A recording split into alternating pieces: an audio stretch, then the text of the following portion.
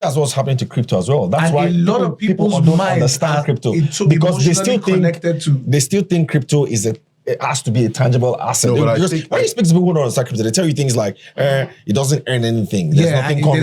It's not an asset. I'm like, tied to anything. So I think that assign value to that intangibility of crypto. So this is where we basically, I ask questions and I have no money to buy or sell. Yeah. I mean, it's not like it's just you can buy with your voice, really. So buy, sell, or hold essentially is buy means yes, you agree. Sell means no. Of course, you can also say hold, which is neutral, like you're neutral to this. So I typically start with the guy on my right here. All right. Yeah. We've talked about banks and recapitalization and forbearance and all this, and the CBN has said banks don't pay dividends until you clear forbearance. But I think there are certain quarters who believe the fugas, all of them, will pay dividends this year.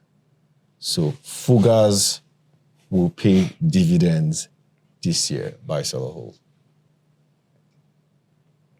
Buy. I say that because That sounds like you.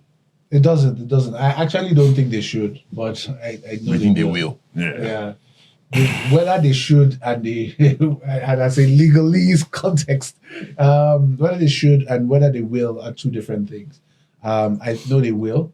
I think there is so much tied to paying dividends. There's share price, there's ego, there's brand value, there's so many things. So they will find a way to pay. So I think they will pay. Buy. I mean, of course, dividend includes interim dividend anyway. So buy. I think they will. Buy. I think they will. Yeah, I think is this just vibes or? I mean, they will. I mean, so a couple of guys have come out saying they will. Mean, like they've literally come out. CBN said don't pay. They said we will. So they'll pay. They'll pay. I buy on this one. I mean, I think Tunji has said it all. Ego. Yeah. Brand value. And that is what the Nigerian capital market is, or the stock market is. How about you? I also buy dividend, and I don't think it's ego or brand value as Tunji. I disagree. I kind of think they'll buy because they are solid. One, not just that. So particularly the fugas, they have their holdcos and they have subsidiaries that will probably sweat to upstream dividend, but their banks. I doubt if their bank subsidiaries will pay dividend. I doubt. I really, really, really doubt it. And if it's interim dividend, I don't see them paying interim dividend because interim dividend is probably due very soon. But in terms of full year dividend, I kind of think maybe they will pay. It might not be as great as it was last year. Obviously not, right? Yeah, but so your point being that all of these, but the banks are the lion's share of these. Yeah, but there are some banks. For example, I think, is it First Holdco? Most of the dividend, it's been paltry, and it's been paltry because most of the dividend has basically been upstream from their subsidiary companies. And that's what you probably see, even from, I think, Access as well. So some of them do get dividends from their subsidiary. So most times when you see very huge profits declared and then dividend payout ratio less than 30%, 20%, it's probably dividend upstream from because the bank subsidiaries are not paying dividend. Yeah, that's what I think. All right, so I want to go into one subject that I don't want else to deal with, but I mean I think it's been in the news all over and people have been dealing with it. So this Iran-Israel war. I know that your guy has come out to give an ultimatum for Iran to give up. And a different permutation about how this works, how this ends. And straight up for me, Iran will survive June without giving up. By surrender, because what I mean survive June is the conventional gist out there is surrender, we own your skies. Ayatollah is gonna say, okay, I give up, I surrender to whatever terms, Trump and Israel wants, or he's gonna, fight on because he probably has the arsenal to stay Nuclear long. weapons. And my next buy sell or hold basically segues into that because there's a reason why I think- I'm asking that question. I think. So do you think they survive this past beyond June? No, I don't think so. If without giving up. without giving up, no, I don't think so. And the reason is this: you can't, you can't win a war, that the other person is you can't surrender in a war that the other person is determined to win or to annihilate you, because I do not generally believe that this war or this conflict is entirely based on the facts that are being put out there. Israel has done some very astronomical things on the Iranian side that they've not been able to do on the other side, which is Hamas and the rest. This conflict is one where they've put out so many things about Iran possibly having nuclear weapons or capacity to create nuclear weapons. So they are trying to incapacitate it and, painting this. This is not 2014 or 2004. This is 2025 where people have a lot of information. And I think Iran would do themselves a bit of good to have some conversations. Maybe not surrender, but guy. You think the regime, maybe I should just trick this a little bit more. You think the regime will stay by sell or hold? Buy for the regime staying beyond June? Because I don't like the way you answer that Sellish question. hold, because for them to sellish hold. Let me explain. Let me explain. I mean, let me explain. yes. There's a simple reason. No as neutral. Sellish hold. If they give in, they remain. If they don't, there is a concerted effort to bring down the entire government, and it will not stop. And I do not think Iran has the capabilities to be able to keep up the fight long term. Arnold. Sorry. Treasury bill auction results just came out. And I have a dog in that fight. I don't have a dog in this fight. So I don't have a dog in this fight. So it's just going to be a hold. So I don't really know. I think there's more than meets the eye with all this thing, with everything going on with I think with Netanyahu and everything. So I'm on hold. So let me understand this. The question is, will Iran fall by the 30th of June? Yeah. If it doesn't surrender. Surrender, exactly. Because when I mean Iran, the regime. The government, not the country. Yeah, the regime, yeah. I think the regime survives June. I think it does. It's a risky bet.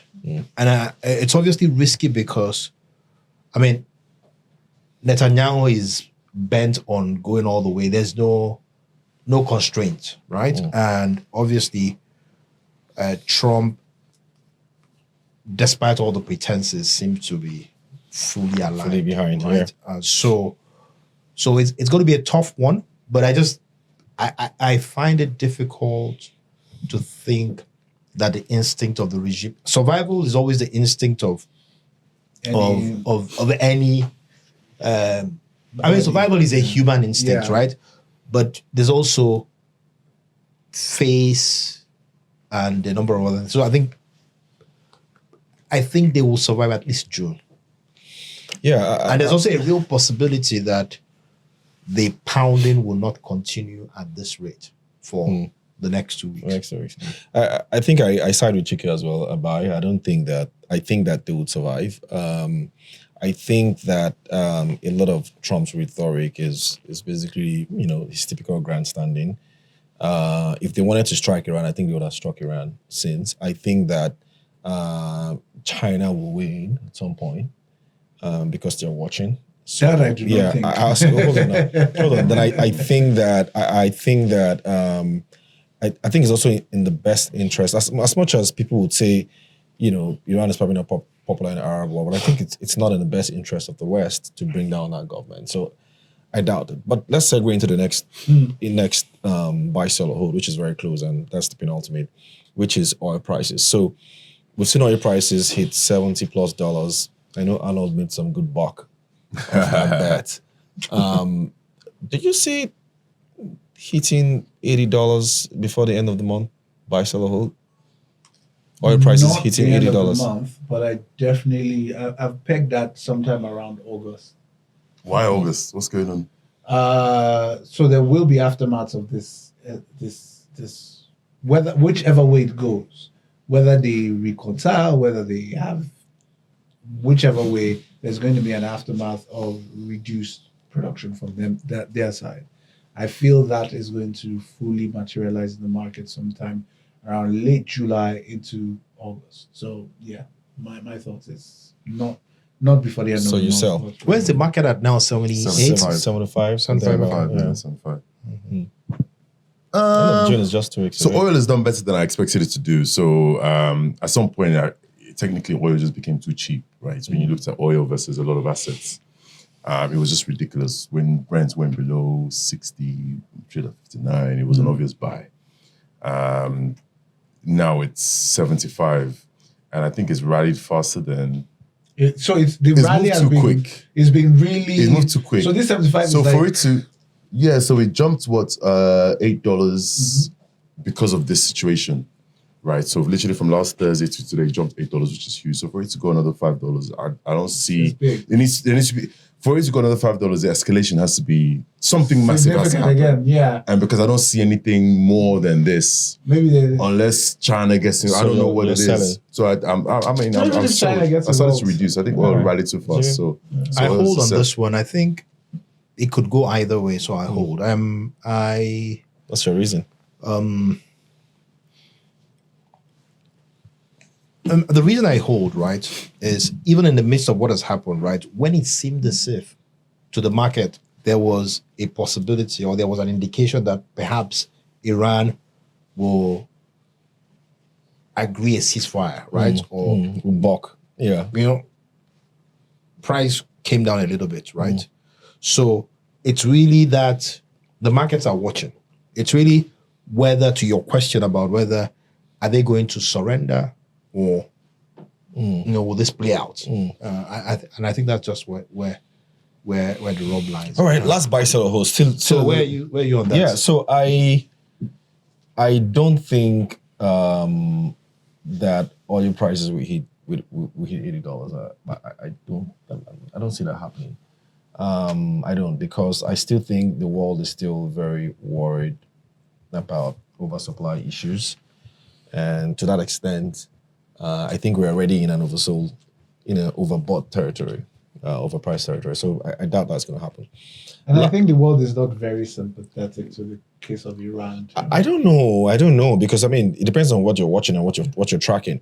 But last buy, sell, or hold. But is it a sympathy issue or is it a So it's a concern? very and that's where this last buy sell or hold is, right? Because we're in a very funny world, right? And Yes, my last it's buy very sell or funny. hold stems from some discussion I had today earlier on with someone, and there was this gloom and doom picture that was painted, right? And Oh, of a world that is a little bit confusing. And the point is, look, how can you be in a world where share prices are off the hinges, valuations at 100x multiples of earnings, world where crypto prices are off the hinges, gold prices are off the hinges, and then there's war everywhere, there's so much uncertainty.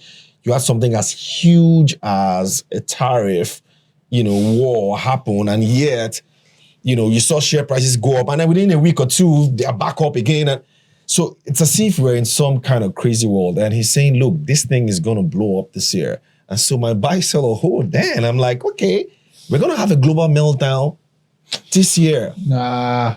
Buy, sell, or hold. Nah, absolutely not. Absolutely not. I do. It's not even. So you think this to the moon is going to continue for forever? No. Not to the moon. Not to the moon. But meltdown. Absolutely not. So bear in mind, one of the reasons the person gave was, look, the subprime mortgage crisis that nearly crashed the entire global economy. Subprime itself is just a very small part of the entire mortgage industry, and that was almost going to bring down the entire global economy. No. But now we're seeing asset bubbles everywhere. No. So the subprime was a systemic issue that everybody was buying into. So it wasn't just Americans that bought into that that subprime credit bubble, it was Japan, it was rest of Europe, it was don't even think Africa. so, though, but I mean- now this case, right, is one of global political dynamics. And what we do not accept as human beings is that we're not as sensitive to pain as we think we are. The world is full of war, has been filled with wars over the last couple of decades, centuries, whatever.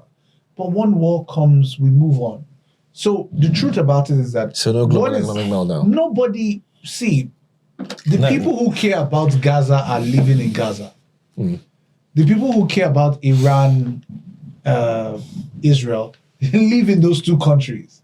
The rest of us are just watching on CNN and BBC. But there are a lot of sympathetic people out there. Like who? On all sides. I don't know, buy, sell, or hold. So like, man, I want to go into a big rant, but we don't have time. But if anyone has been my follower from the start of the show, and a follower of my monthly newsletters, I've always talked about the structural change that's happening. From last year when we started, I started talking about stagflation. I'm not sure if you guys remember, there's a stagflation fear. Everyone said it's impossible. And we're seeing it now play out. This is something that, for me, started in the everything bubble in the subprime. So that's another show. And I talked about this in a show that we had. I think you were missing it. This is an everything bubble that's the subprime that's actually, we're seeing it play out. And what started to really, really make me realize that this is really, really happening is 2022 when Russia-Ukraine started. And we saw the world saw the way the US sanctioned the Russian reserves. When the world saw how the US can sanction another country's central bank reserves, other central bankers thought, what is going on? And they started to buy gold. They started to buy gold in an extreme, they doubled the amount of central banks around the world, doubled the amount of gold they started buying. And that's when economically as well, things started to shake for the dollar. We've seen the dollar lose 9 to 10% of its value this year, which is huge, but it's been very quiet. We're seeing US treasuries go up. We saw China started to, there's so much. Long story short, it's not that it's going to be a meltdown as it's going to happen, but I think we're actually going through the meltdown right now as we're speaking. We've seen central banks around the world have increased the gold reserve from 5% to 20% in 2 years. And I think 20% is not enough, 50% is not enough. We're going to see reserves go to 50 to 80%. We're going to see gold go to 50 to 80% of central bank reserves. We're seeing the de-dollarization coming. Like I said, the dollar's getting cheaper. So it's not that it's going to be a meltdown all of a sudden, but we're actually going through the meltdown as we speak. But you know, everything you just said hasn't been a meltdown. It's just That's what I'm saying. transfers. It's a structural change. That's why I call it a structural Are you change. hold on this? Or? So I'm buying a structural change that's already in play. We're in the middle of a Structural change. So not change. so we're at the cusp or we're at the start of a meltdown, basically. This is the beginning. So this is the the meltdown beginning. won't be as it's just gonna the drop. meltdown is happening right now. So it's not a pop, but it's a meltdown. Exactly. It's But melting down. the melted parts are going into other places. So we're in a structural change. Tunji right is so now. bullish on crypto. I know he doesn't want to meltdown. Chicken. Okay, so I start with a caveat, right? You know, none of this is my area, right? So I'm just. Well, you can feel the change. Yeah. So I'm just speaking. You know, lay person here, right? Just looking. And the thing about the rationality of the market that you were talking about with tariffs, blah blah blah, and yet we saw rising prices. You know, I think it's a confusion, right? That has, at a minimum, right, come out of the Trump, if you like, unpredictability, normalization of the crazy, right? So I think, in my view, you know, markets have just been destabilized in terms of what used to make sense doesn't make sense anymore, and vice versa, right? So based upon that, right, my sense is that maybe sometime after this year. I don't see that meltdown happening this year. Essentially because there's just a lot of hesitancy in terms of 1 minute you think this is it, right? But we suddenly realize that, the market sort of pulls back and things get normalized, right? So my sense is there will be that disaster that people like Jamie Dimon have spoken about. I don't necessarily believe that it is in 2025. So for me, I would say I will sell on this one. 2025. No, I don't see it happening. And I said it to Otubadel. We're now listening to Jamie Dimon. Guys, so for me, there's so much I want to say. So for me, it's a hold, but I kind of also tilt towards Chike and Arnold. Tunji's own is sell, 100% sell, and I tilt that because I think that we're obviously in a bubble. But what I can't really seem to wrap my head around is, or why I don't actually think it's gonna burst anytime soon, is because I think we're in a completely different world where, and we probably don't know it. It could be generational change, it could be Gen Zs, it could be whatever, but I think we're in a world where there is a lot of emotional disconnection value. No, emotional, or there's a lot of value attached to intangible assets now than we've ever seen before, right? So I think we tend to see assets in the conventional way that we've seen it years ago, where asset needs to be tangible, something that you can see, gold, money. But I think the fact that people now value intangible things or things that are futuristic, right? I think that's something we miss out. So for example, people somehow just buy the fact that Tesla is going to be some big thing 10, 15 years from now. And they hold on to that emotional idea so much and they value it so much. Even if Tesla's earnings is not growing at the same pace that, the multiples that are assigned to it. Different? That's the definition of a bubble, isn't it? Isn't that how we've always been? That's what I'm saying. It's a bubble. So my point is that in the conventional way that would define bubbles, it would have been a bubble. Another example is I don't know who mentioned that. Whether it was Otumba Josh. Another one. It's Amazon. It's Amazon, for example. So you've had Amazon. you've had an Amazon that has never made money dividend never made money in the way that people understand dividend, but its valuation has always been at multiples. Yeah, That's if it even has earnings, and that's because people have somehow bought into the idea that a company that just continues to show tremendous exponential growth in its asset base without necessarily returning capital to investors over a protracted period is value. So I think that's the kind of world we're in. So for that reason, it's just difficult for bubbles to burst. Do we think that's going to burst? Do you want the second? Yeah, give me another example. GameStop.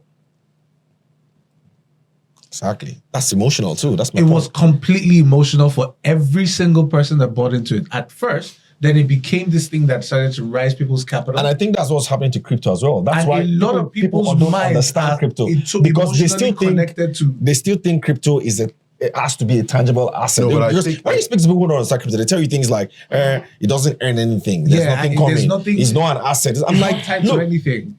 So I think that assign value to that intangibility of crypto.